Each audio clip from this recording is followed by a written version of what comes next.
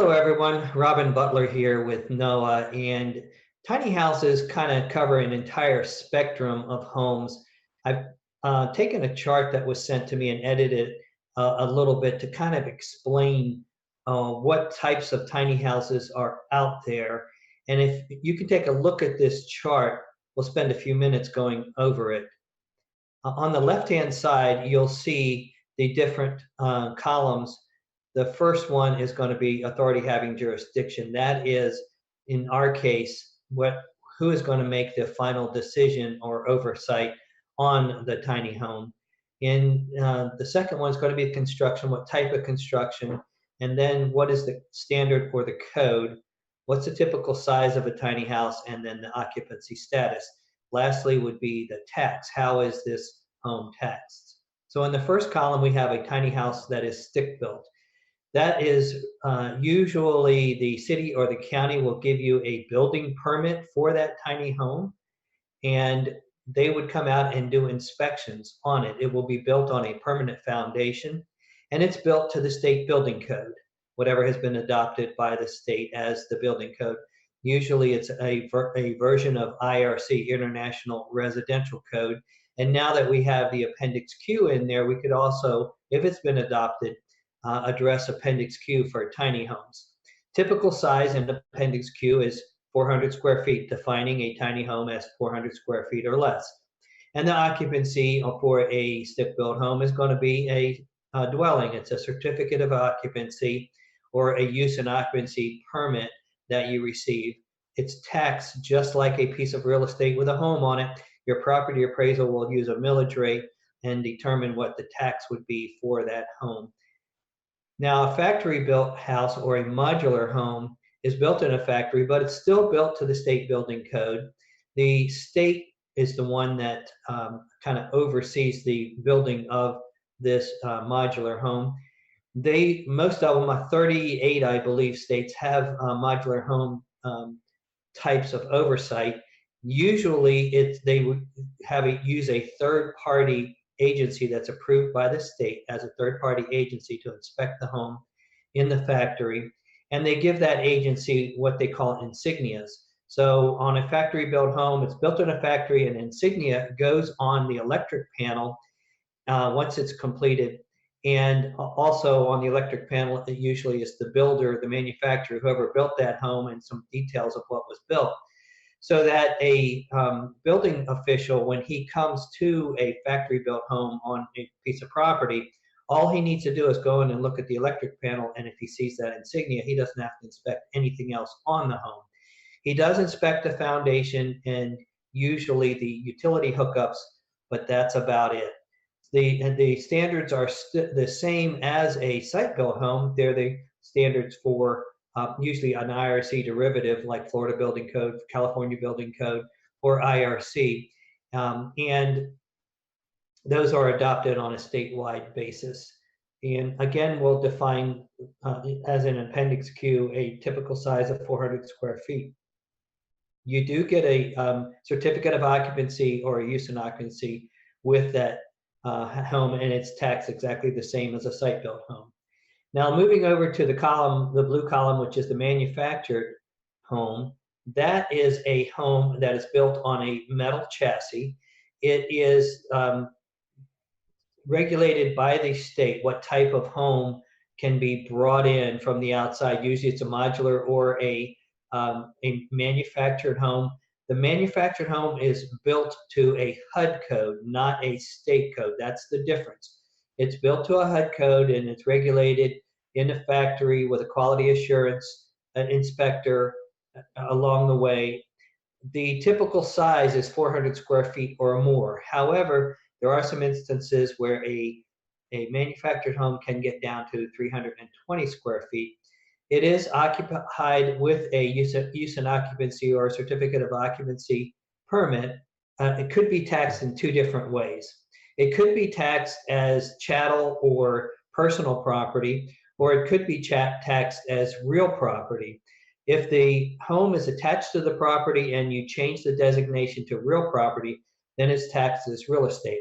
But if it's a manufactured home that's in a manufactured home park or something like that, then you rent the land and you own the home, and that home is taxed differently, more like chattel or personal property. Now I'm going to skip over to the RV designation. We'll skip over tiny homes for now.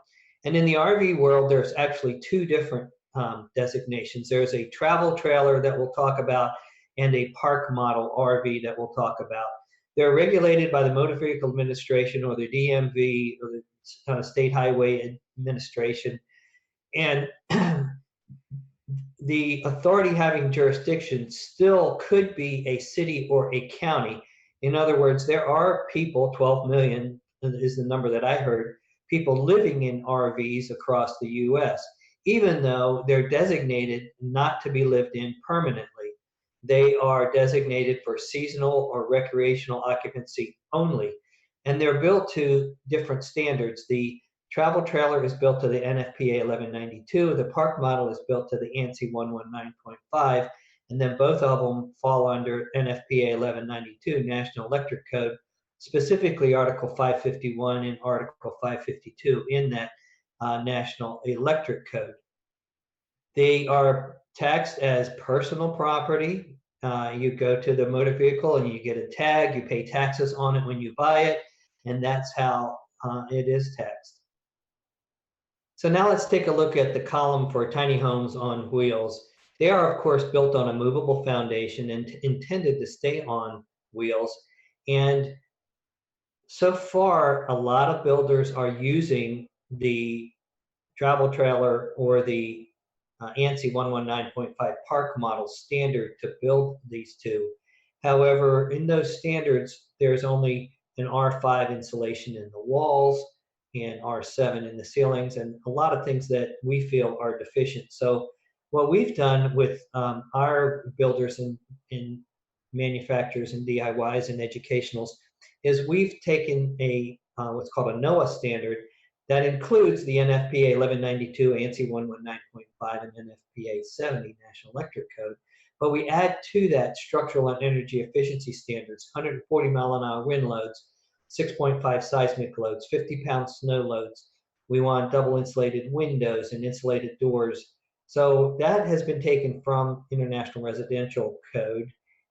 Right now, we can actually build a tiny house to International Residential Code, except for they're on wheels. So other than the movable foundation, everything could be built to the International Residential Code standards. Now, normally they're between 98 and 400 square feet. You can get a little bit smaller. However, if you're going to build to IRC, you're probably going to be somewhere between 150 and 170 square feet. In order to meet all of the requirements in that, you have to have a bedroom that's no less than 70 square feet with no walls less than 7 feet, and there's certain requirements for kitchen and bathing and bathroom facilities and things like that. So in order to accomplish all of that, what we've discovered is about 150 to 170 square feet is going to be the best. And they are designed to be lived in full time, but they're also designed to be rented out on Airbnb. So what we say is, because we add the additional IRC standards, the structural and the energy standards, that they're more suitable for full-time habitation. But it still goes back to the authority having jurisdiction. Now, they can say you can live in your house. If you leave the wheels on, it's a temporary. If you take the wheels off, then it's permanent. I've seen that. I've also seen an area where they say you build your tiny house to the ANSI standard, the park model, 119.5, and get that engineered to verify that it was built to that, and then they would give you a certificate of occupancy.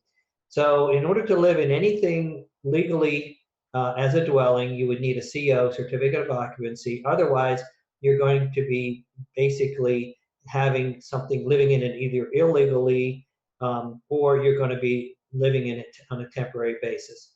The other thing that I've seen happen is, yeah, you can live in it for 6 months. So what they do is called the drive around. Every 6 months, they move their tiny house, go around wherever they are, and park it again, and now they got another 6 months to go. It's just kind of crazy, the things you have to do these days in order to meet all of the requirements. As far as the taxes are required, if it's attached to real estate, then it is could be taxed as real estate. If it's not taxed attached in some way, then obviously it's going to be more personal property tax as chattel or personal property. So I hope this has been a helpful chart for you. And if you would like to get a copy of that, in the description below, there'll be a link. So thank you for your time, guys. This is Robin Butler with NOAA, promoting freedom to live. We'll see you next time.